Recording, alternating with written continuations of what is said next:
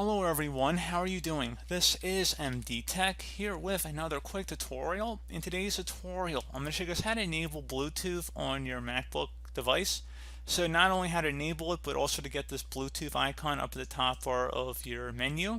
So pretty straightforward process, and we're going to go ahead and jump right into it. And we're going to start off by selecting the Apple icon up at the top of our menu bar, far left corner, and go ahead and select System Preferences.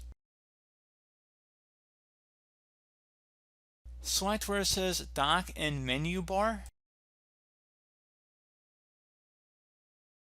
Select Bluetooth on the left side and make sure where it says Show in Menu Bar is checkmarked.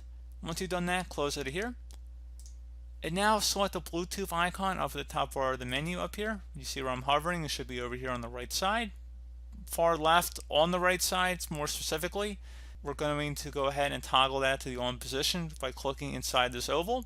It should become blue when we've turned it on, and then you should be able to connect any Bluetooth devices to your MacBook at this point. You can also select Bluetooth preferences by clicking on that option underneath of there, and it will open up a new window, so just be patient. So you can see it doesn't let us actually open up this because there are no applicable devices connected to our computer.